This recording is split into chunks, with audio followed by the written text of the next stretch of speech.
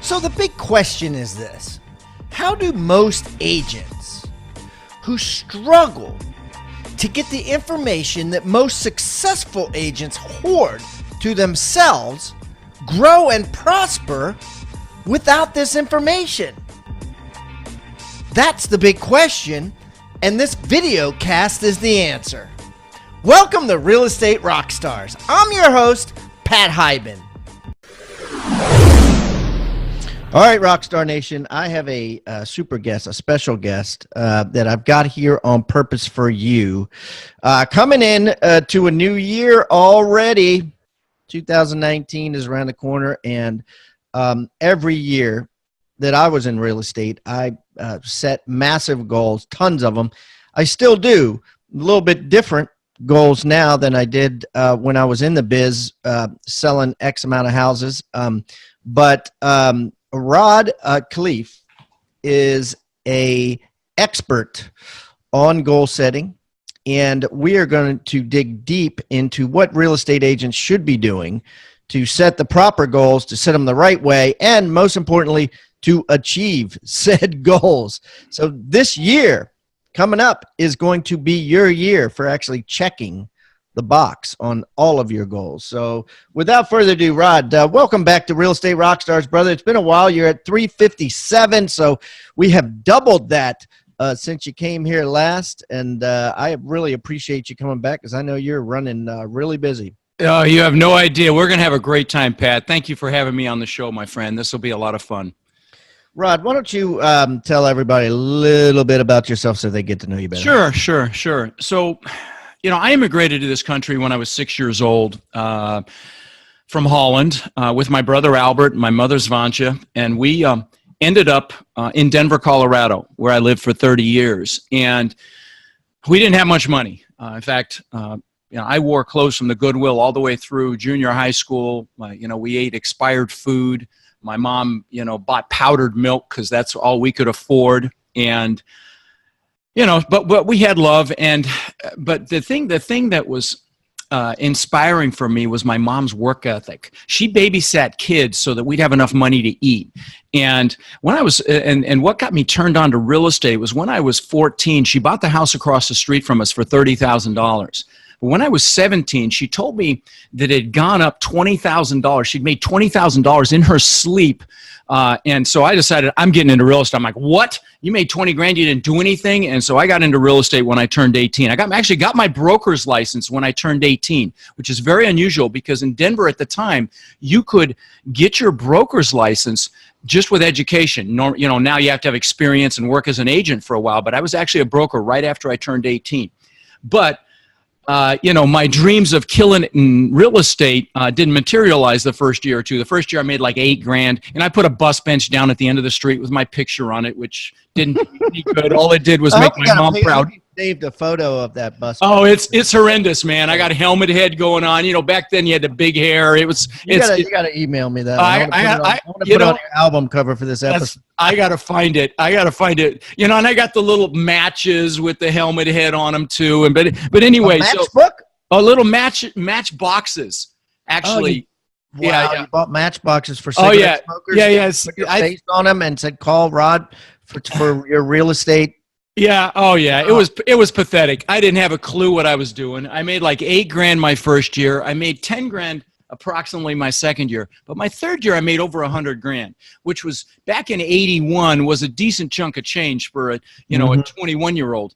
And so what happened between year 2 and year 3? Well, what happened was I met a guy that helped me realize that it's not about your technical experience, it's about your mindset and your psychology, it's your attitude. And you know, now I've spent 20 years following Tony Robbins around the planet, and he talks about how 20% is the technical ability, 80% is your psychology. Your success in anything is 80 to 90% your mindset and your psychology. So I worked for this guy, and it helped ramped my psychology. Now, fast forward to today, I've owned over 2,000 houses, multiple apartment complexes in 3 states, all that I've rented long term, you know, but there's a punchline.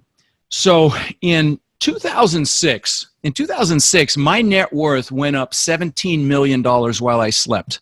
Okay, wait. In 1 year? In 1 year, my net Okay, worth went up 17 million bucks. If you want to do the math on that, that's like $8,300 an hour on a 40-hour work week. And of course I did.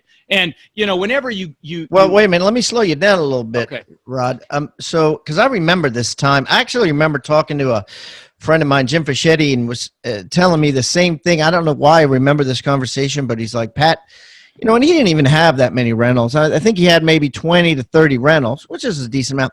But he was like, dude, I'm making like over $100,000 a month in appreciation, right? Like, I had 800 houses, and I had multiple apartment complexes, and my net worth went up a real $17 million, real. And of course, when that happens, you get a big head. I thought I was a real estate god. I could barely fit my head through a door. And when that happens, but let me ask you this. I hope you don't mind me interrupting you, because no, it's all right. They're very pertinent to goal setting.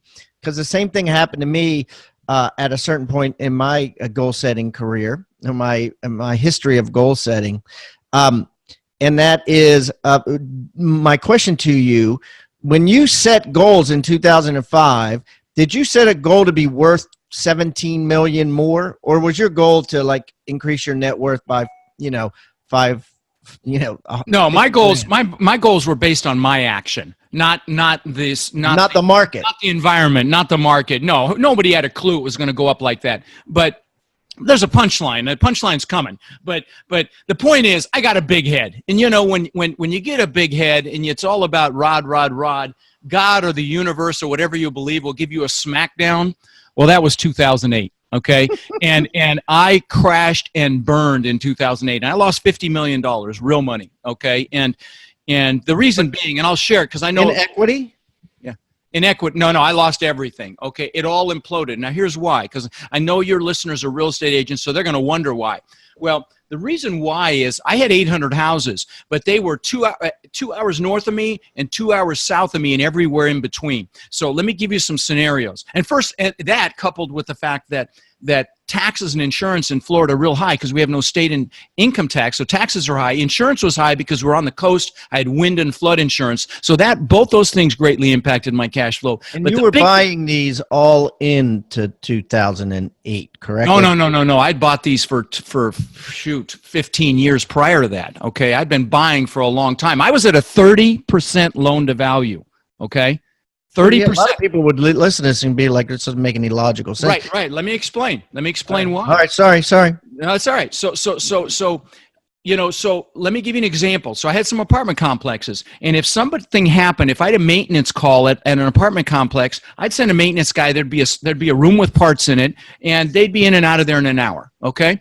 Now, if I send somebody to a house that's 2 hours away, say it takes them an hour to drive there. They have to get there to see what's wrong. Every house is different. Every house has different plumbing parts, appliances, HVAC, hot water heaters. Everything's different. The doors are different. The windows are different. So he'd have to go see what was wrong, go to Home Depot or Lowe's, which could be 30 minutes or an hour away, come back, work on it, and you know how it is when you get into something, you realize you missed something or you need something else, you got to go back and what would take 30 minutes to an hour in an apartment complex would take all day in a home. And you multiply that times 800, and I'm just telling you, that's why I didn't quite cash flow. Because of the logistics of it. And that's why I started my podcast to tell people, if you're going to buy and hold, do multifamily because it's safer. It's you can scale faster. But I'm not against buying single family to hold. I would just say don't ever do it like I did. If you're going to do it, make sure they're geographically close to each other so that it's logistically more feasible. So wait a minute. Do you think that the reason that you lost $50 million was because your handyman had to drive a couple of hours every time he had to fix something? Or where are you getting with this? That was one of the big reasons. Now, my portfolio was C minus properties. And here in Florida, a lot of my tenants were in the construction business, or they were in retail, or they were in businesses that got crushed in 2008. There was no construction going on. So they wouldn't pay, they would leave, they would move in together. And so it was a perfect storm. It was all of these things. People stopped paying you rent. Oh, sure. If they're not making any money, it's what percentage of the 800 homes like how many? 300 stop paying rent? It was brutal. I don't remember anymore. I try not to think about it anymore. Did it just become like you couldn't handle it? Like, no, it was come to the point where I was feeding it. But what happened? This was the tipping point for me. And it was a mistake when I look back on it. But what happened was I went from 30% loan to value to upside down. Okay. I don't see how that can happen. I'm just telling you, that's how far my portfolio fell. So it went from 30% loan to value to upside down. I was negative equity.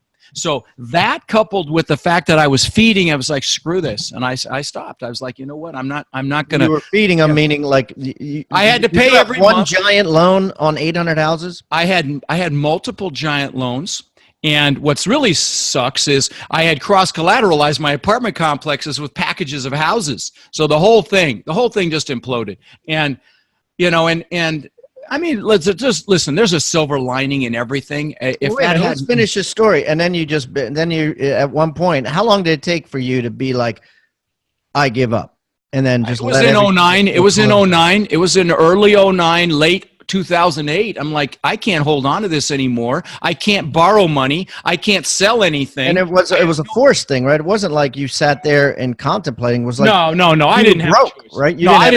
I didn't have a choice. I didn't have a choice. And I was living large. I had all the toys, the Lamborghinis, the extra home in Miami. I was single. It was like, I wasn't paying attention to it either. My only thing that makes me feel good about myself is the fact that countries went bankrupt in 08. It wasn't just poor Rod. And so what happened? So you lost your Miami home. You lost your Lamborghini. I actually wrecked the Lamborghini, but that's another story. But the point is I didn't have my eye on the ball. I'm not sure it would have made a difference because I truly believed that 80 million baby boomers getting old and getting cold were going to keep Florida recession proof. Well, boy, was I wrong. I mean, we were ground zero, between us and Vegas and parts of California. I mean, we were ground zero for that. What happens to that? Yeah, I mean, people don't understand that because there's a lot of markets now and people come on the show and be like, man, this market was tertiary market, let's say, right, that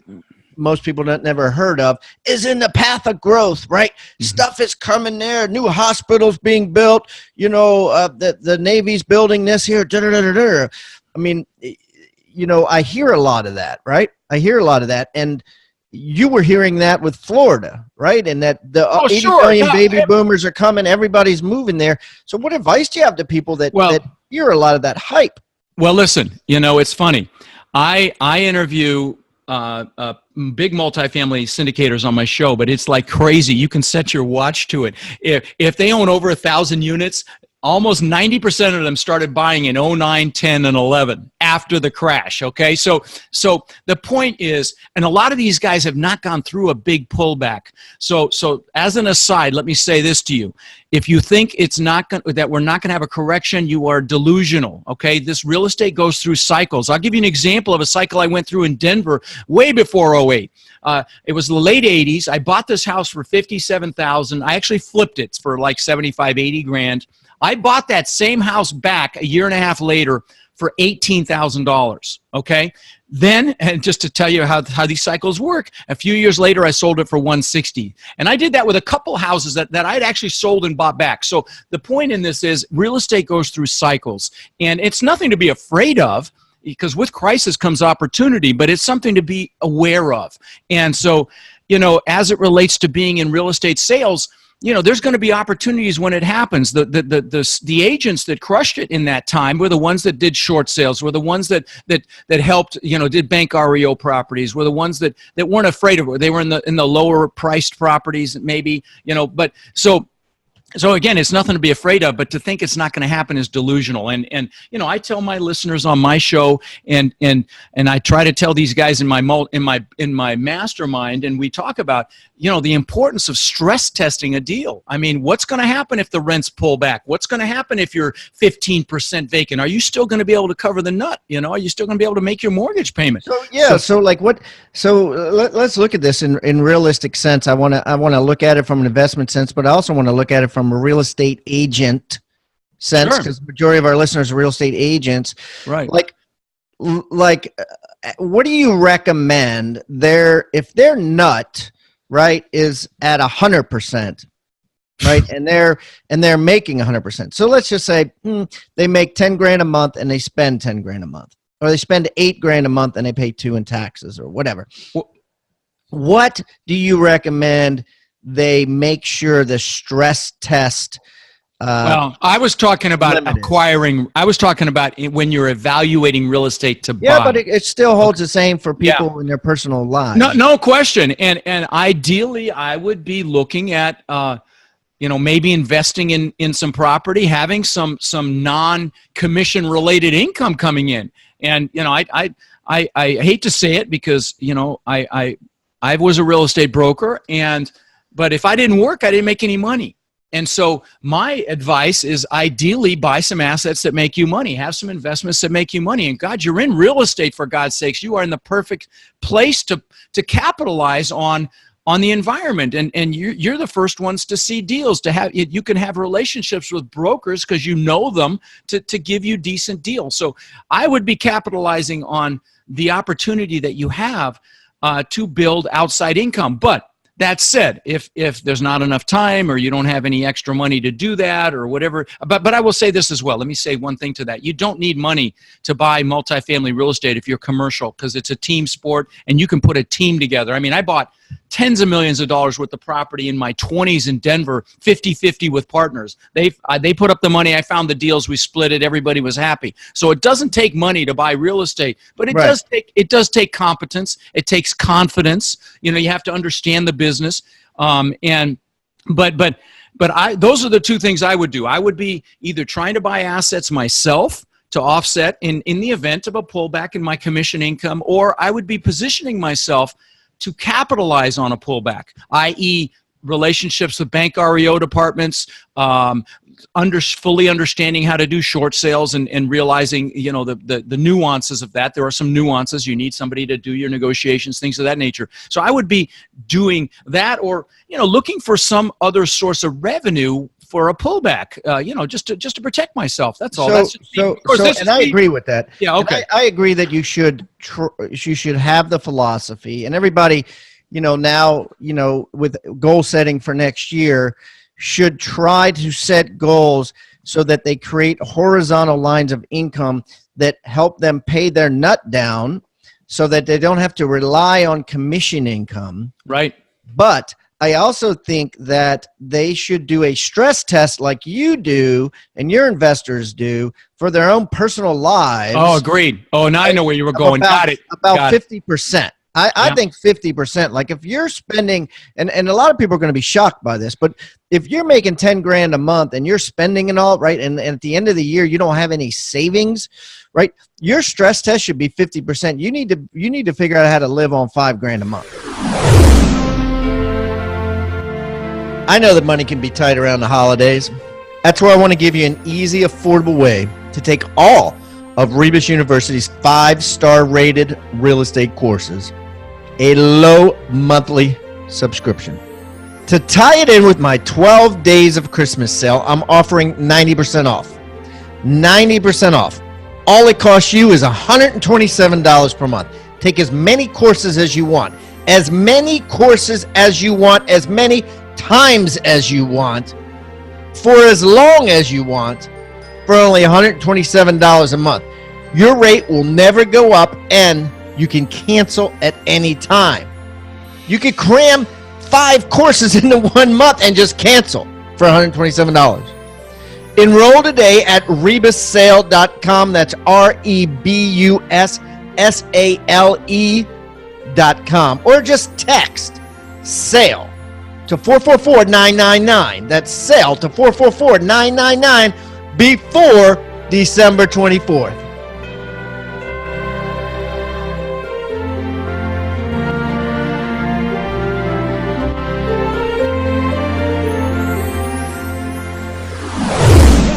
Or supplement that income to offset or have that real loss. estate or something that's paying. Yeah, agreed completely. No, that's a very good point. So let's talk about goals for a minute. I take my students, and I do this at my live events too, is we go through this goal setting workshop, and it's not like anything your listeners have probably heard before. So if you'll humor me, I'll just share it. It'll only take a few minutes. Hit it. Yeah. All right. So basically what I recommend you do if you're listening is is take an hour when you're uninterrupted and you're in a high energy state. Don't do it right after you eat a meal. Don't do it late at night. Do this high energy state, right? Critical. So jacked up on caffeine. Caffeine right after you exercise, whatever it is, you have a lot of energy. Absolutely, yeah. All right, so you sit down and you write down everything you could ever possibly want in life, okay? Obviously the stuff, the cars, the boats, the jet skis, the planes, all the stuff, the helicopters, the snowmobiles, whatever it is. Then you write down the financial goals. How much cash flow do you want a month, for either from your investments or from your business? How much money do you want in the bank? All that stuff too. Write all that down. And those of you that are analytical, don't analyze it. You can always scratch it out later. Just keep writing. Just let it flow out. And imagine that if you write it down, you're going to get it, okay? So take the lid off your brain. Don't be limited. We're only limited by our own brains. So take the lid off of it. Imagine if you write it down, you're going to get it, because I will tell you that is not outside the realm of reality, okay? I can tell you, back when I lived in Denver, I always knew I wanted to live on the beach. And for 20 years, I visualized living on the beach, and I built this incredible house. I'll tell you about in a minute. But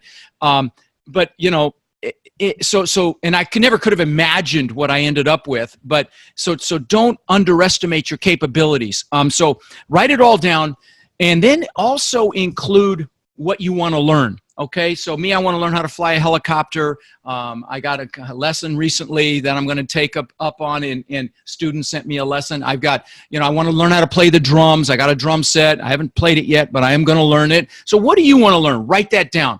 Then also write down who you want to help. Okay, this is really important. I bought my parents a house. I bought them cars. I took them on cruises. I have a foundation now. Who do you want to help? Because all of this stuff is the fuel, my friends. You need the fuel. So the three things are what do you want, like the cool shit, right? Mm-hmm. What do you want to learn, right? And who do you want to help? Who do you want to help? Be it family, be it the community, be it whatever it is. So write everything you want to do, be, or have, you're going to write down. Then once you can't think of another thing, you stop.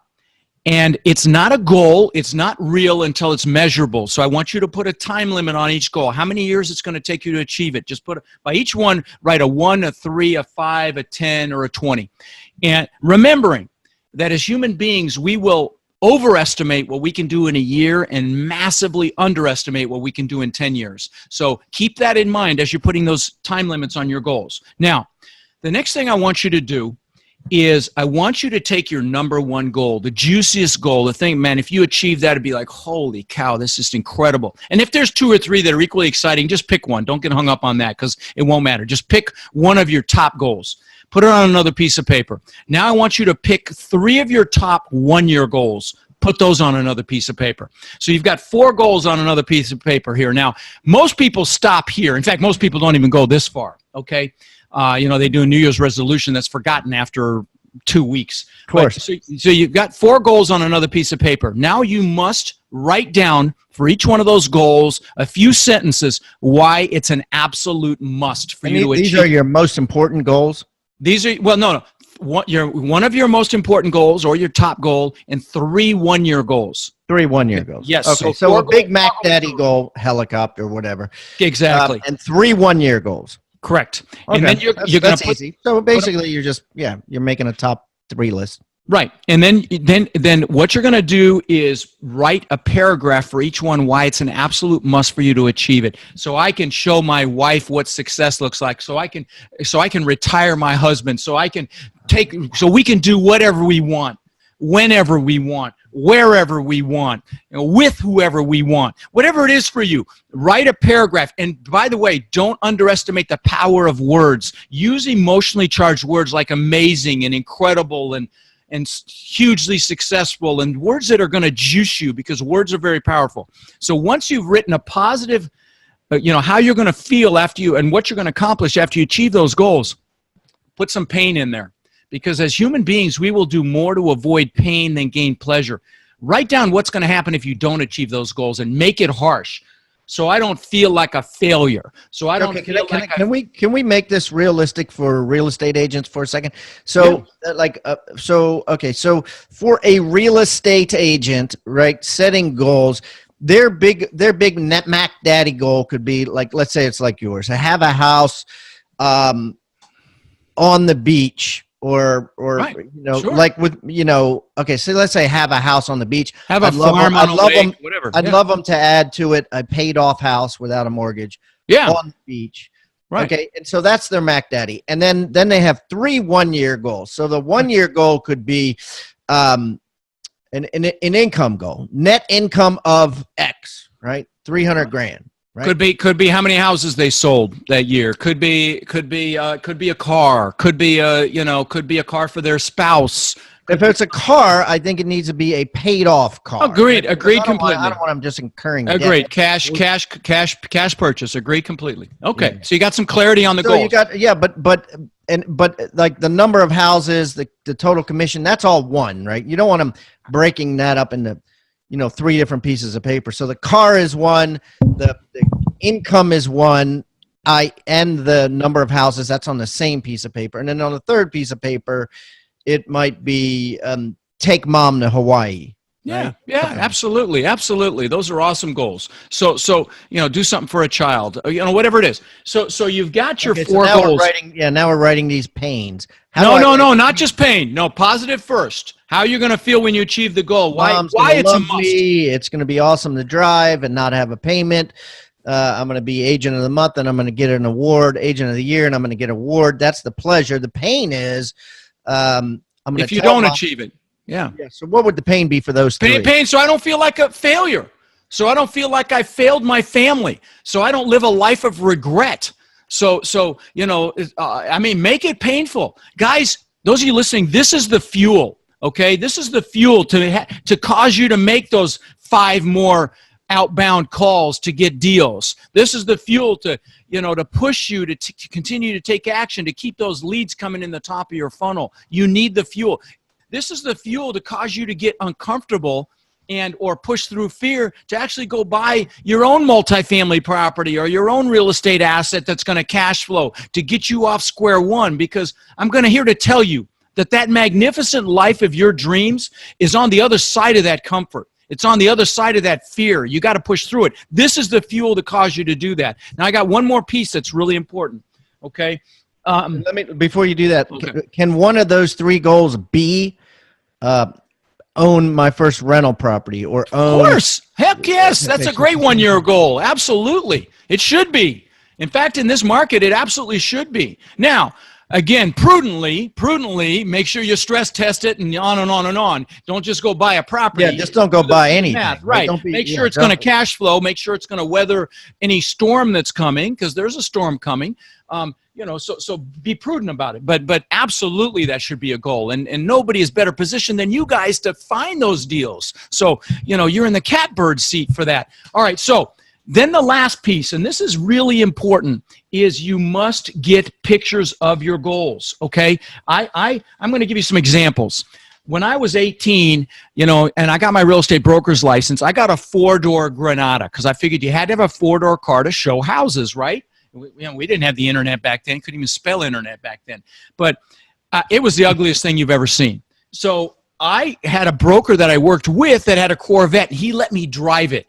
And that's a key piece. That's experiential. If there's something like that you want, try to experience it. A car, go drive it. A house, go visit it. Whatever it is. But with, you know, so I got a picture out of a magazine of a Corvette. I put it on the visor of that Granada, and within a year I had that Corvette. And I want to give you a couple more examples now. But let me preface this by saying these things don't interest me anymore, and it's not me bragging. Okay, this is just as an example. So.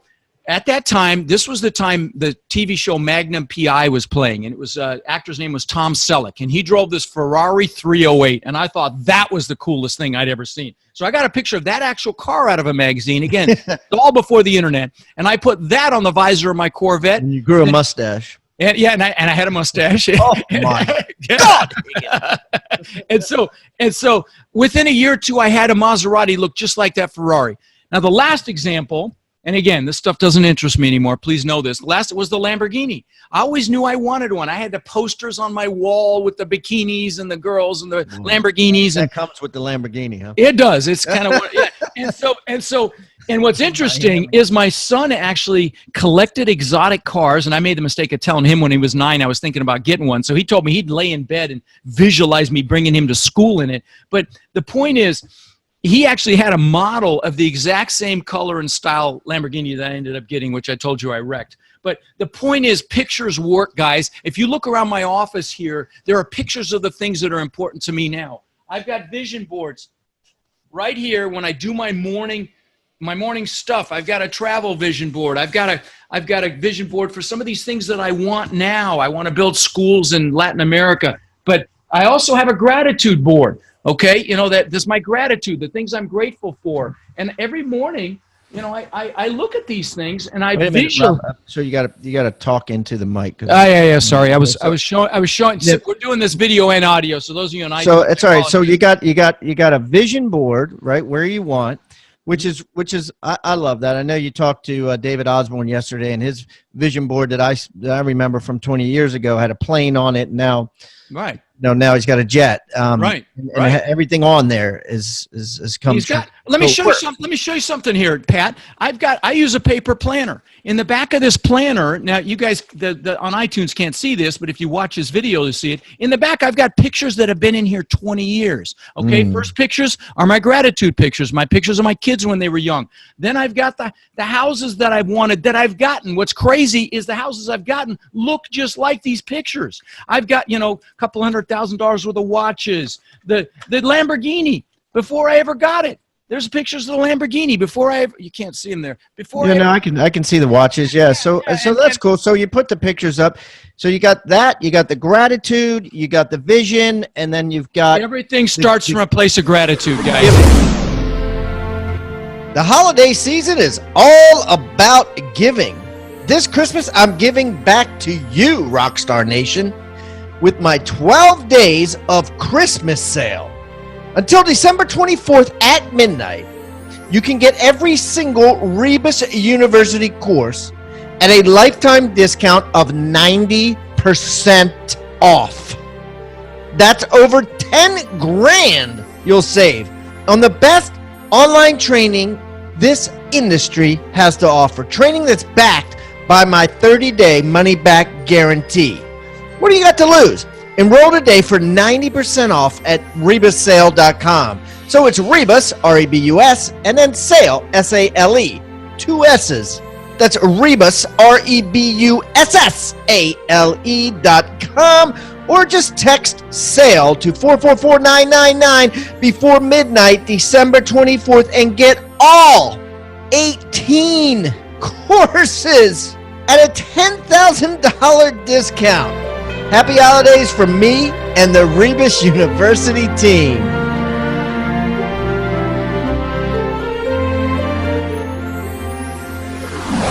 Yeah. And the giving, yeah. And the giving. And so get the pictures. Now, I do want to share one last piece on goal setting, which is really important. And that is, I told you about the house I built on the beach. So I built this incredible, that I'd visualized for 20 years. And I built this 10,000 square foot mansion, beach on one side. It was a Gulf to Bay. I had my boat houses on the back side. And the thing I want to share with you here is about 2 months after I built it. I mean, this thing had driven me for 20 years. About 2 months after I built it, it's nighttime. I'm floating in the pool. And the pool's changing colors. It's got fiber optic lighting. There's a big waterfall from the second floor into the pool and on and on. Just incredible pool. I'm looking up at this testament to my ego that I built. I built this place to show the world I was good enough. I'm looking up at this thing, and I got really depressed. And I'm like, what the hell's going on? I've achieved an incredible level of success. I had the cars, the boats, the jet skis, the house, and I was depressed. The moral of the story here is when I look back on it, there were two things going on. I realized later. One was you should never achieve a big goal without having other goals lined up. So make sure you're doing your goals regularly, because like the good book says, without a vision, the people perish. You got to have a vision for the future. So that's number one thing that was going on. But the second thing, and I want everybody listening to really hear me now. The second thing was there's a big difference between success and fulfillment. Tony Robbins calls it the science of achievement versus the art of fulfillment. I was so focused on Rod. It was Rod, prove the world I'm good enough, that I wasn't giving of myself at all. So that year is when I met Tony, actually, and I found out that he feeds families for the holidays. And I decided I'm going to feed 5 families for Thanksgiving that year. And so my brother and I went and bought food and turkeys and everything else. And the 3rd family changed my life. I go up to this door, and those of you in real estate, if you've ever seen one of these kind of houses, like a shotgun house, you walk into the living room, you walk through the bedroom to get to the kitchen that has the bathroom off of it. So in this shack was a lady with 5 kids. So the lady comes out, she sees the food, she starts crying. Her kids come out, most of them start crying. I start crying, and I'm hooked.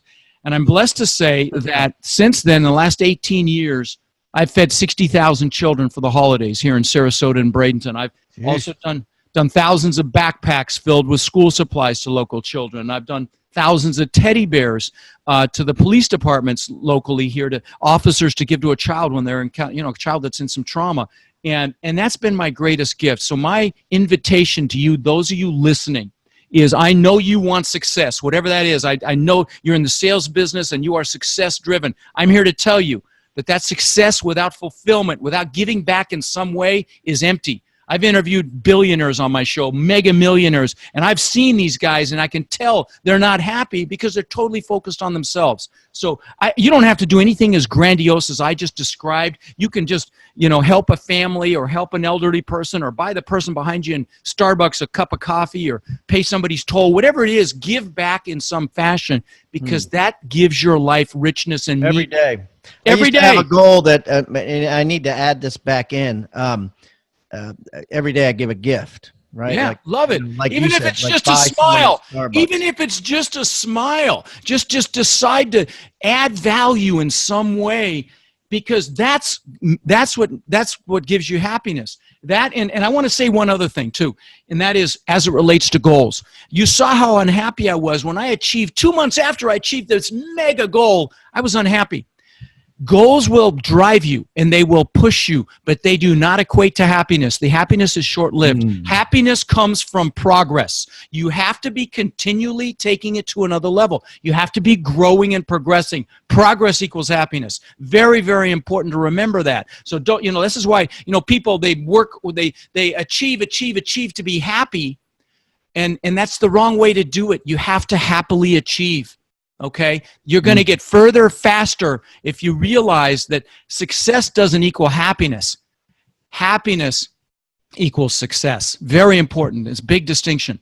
I love this. Yeah, I love this. This is good shit. Well, now let me round this up with a couple of things here. So I love your ideas of the big goal and then the yearly goal. I want to just add that you should have a daily goal that is a action-oriented goal that is going to help you get to that yearly goal, i.e. if your goal is to make 300 grand in gross commissions, you need to have a goal of calling 20 people a day or handing out 10 business cards a day or visiting 5 clients a day unexpectedly, or knocking on 100 doors a week. Whatever it is, you need to have a daily goal that's going to bring you. I'm going to suggest they plan weekly as well, Pat. Yeah, I take my students through a weekly planning process that's critical as well. I'm happy to share it if we still have time, but it'll take a couple minutes. But go ahead.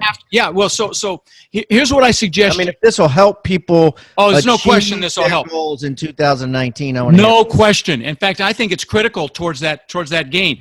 So what you do is once a week you pick ideally the same day, same time, and you plan your week, but you do it a little differently. It's 5 steps the first time, and then it's 4 after that. The first time, but the first thing you do is, like I told you, progress equals happiness. You look back at the previous week, what'd you get done? Even if it was just a little bit, and you just acknowledge yourself. And I know that sounds foo-foo, but it's important to acknowledge your progress so that you're happy. And that's what's going to push you through when you hit the inevitable setbacks. You get your nose bloodied. It's remembering that you're progressing. So that's number 1. Acknowledge that you're progressing. Second thing I highly recommend you do, and I know, David Osborne, your cohort in your mastermind, just rewrote a book with Hal Elrod, The Miracle Morning, and Hal talks about journaling. I'm going to highly recommend for 5 minutes, you just journal any magic moments that happened that week. Anything amazing with your spouse, with your kids. Take a second and write it down, because otherwise you're going to forget it. And life is made up of magic moments. It's a gift to your children. It's a gift to yourself 10 years from now when you've forgotten all these things. So journal for 5 minutes. So that's the second thing. Now the third thing you're only going to do one time. And that is, you need to create an impact list, a thinking list, a list of everything that's important in your life. First, you list all the people that are important, your spouse, your kids, your friends, list everybody that's important. Then you list every important high-level piece of your real estate sales business, marketing, your outbound calls, all the things that you're doing, your farming, whatever you're doing to generate business, you list these high-level things. Then you list, bringing your closings to fruition, financing, all these high-level things that you have to focus on. And then if you're thinking about, maybe investing in real estate for yourself, you list some high-level things there. You're thinking about creating some other source of income, you list that. So, and then maybe include some declarations. Like on mine, I've got, how can I rock Tiffy's world this week? My wife's name's Tiffany. She's an angel. So, I work, I'm going to lift one body part a week. I'm going to read a good book for 30 minutes every day. Whatever it is, make some declarations. And then on one sheet of paper, you have your whole life. So once a week, you look at that sheet of paper, or I do it on a Word document. I just change the dates every week, called my weekly must list. You look at that list and you create your task list for the week. These aren't goals. This isn't the month. This isn't the year. This is just for that week, what you're committing to doing. Okay, you create that list, and then the last step, really important, is you look at that list, and there's something called the Pareto principle. In fact, David Osborne talks about it in his book, I just realized. So it's that principle where there's always 20% of items on your list to do that will get you 80% of the traction. You identify those, and that's the one thing, it's all the same thing, right? One thing, same thing. You identify those items, and you block time for those. I mean, from 6 to 8 p.m., you're doing that thing. That's that daily goal that we're talking about. That's right. If you don't do with the Pareto principle, figure out what it is. You're doing busy work. Productive, then you will not achieve that yearly goal, right. And then you want to achieve that Mac Daddy goal of the beach house. You got to do the stuff you don't want to do, which is usually that 20%. Otherwise, you get caught up in the busy work. I'm going to clean my desk off, and blah blah blah. Right. So that planning session really helps. And for your listeners, if you guys have any interest in investing in multifamily, I'm going to give your listeners my free book. They can just text my name. Yeah, thanks. You jumped right to that Yeah. So his a free gift. Yeah, it's bringing today. And what I'm going to do, guys, is I'm going to put this. Rod was on the show once, probably 2 years ago, right. But it's going to be hibandigital.com/Rod Khleif, and it's KH. L-E-I-F. K-H-L-E-I-F. And the number 2. Rod Khleif, the number 2. All his show notes, all his contact information, everything will be on there. And I'm also going to take his free gift and put it in the toolbox. But first of all, tell me what this free gift is. Well, it's a 200-page book about multifamily real estate investing. And if you guys have any interest in that business at all, come listen to my podcast, Lifetime Cash Flow. I mean, it's very well received. And I also do a piece every week I interview an expert in the business, but I also do a piece about mindset. Because like I said, 80 to 90% of your success in anything is mindset. So every week I do a 5 to 8 minute clip about success. But the book is awesome. It's like a textbook. There's no fluff in it at all. It's how to do the multifamily real estate business. And then, if you're interested in the multifamily space at all, I've got a Facebook group. It's got 21,000 people in it. It's sweet. Just go to multifamilycommunity.com. It's a direct link to that group. You are the 5 people you hang around with. This. You are, in every aspect of your life, your health, your happiness, your wealth. So surround yourself with people that want more. And that group's a great place to find some of those people if you're interested in that business at all. But anyway, and my website has a ton of great stuff on it too. If you're interested in motivation. I'm going to put all this on your show notes. Okay, great. I want to add a piece too to this goal setting, because I love this stuff too. But there's a really cool new app, guys, that's free that I think that if you have any sort of goal for next year, I think my encouragement is everybody in the Rockstar Nation will download this app. It's called SPAR, SPAR. And I actually have 2 spars going on right now. I have one with my buddy Fish, who I've known since college, and Fish is trying to do yoga every day. So I'm sparring him, whereas he has to check in doing yoga, and I have to check in working out, which is not a problem for me, in some capacity. I do yoga, but I don't want to do it every day. So anyways, we have that spar going on. If Fish doesn't check in doing it, it automatically debits his credit card $10. Automatically. Oh, love it. And it puts it in an account. And then at the end of the spar session, which is for me and him, it's January 1st, whoever has the balance, right, who's checked in the most gets that money. I also have another one with a high-level GoBundance members, and we all have different goals, right? My goal is more of a personal one. Jim Shellis, who runs family board meeting and also has a website called 18 Summers. His goal is he wants to blog 3 times a week. So if he doesn't blog and check in with his blog, then he gets charged $500. So we got a guy in SPAR. There's 4 people in that SPAR, and that pot is up to $1,500. So what'll happen is at the end of 30 days on that SPAR, somebody in our 4-person group is going to get that $1,500 plus more if they check in more than everybody else. So anyways, if you can set these goals, you can be affirmative, you can set daily goals, but the one missing piece that I think we haven't talked about is accountability. Most people are not as self-disciplined as they need to be, right, to get past these goals beyond January 1st. And so this app and surrounding yourself with 5 people that'll keep you accountable, like Rod said, that'll keep you accountable and do a spar with you and put money where their mouth is, you can't go wrong. I think you'll achieve your goal if you just keep it up.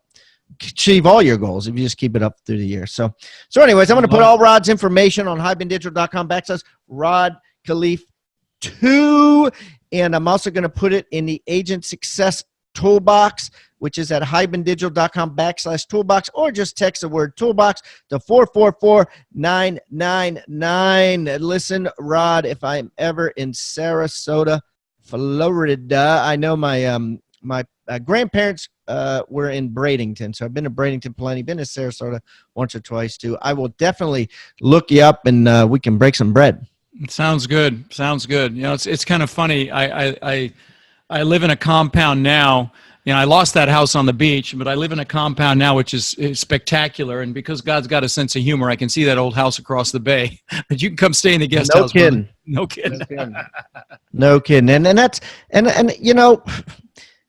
think that's important too. And it ties together with what you and I were talking about earlier.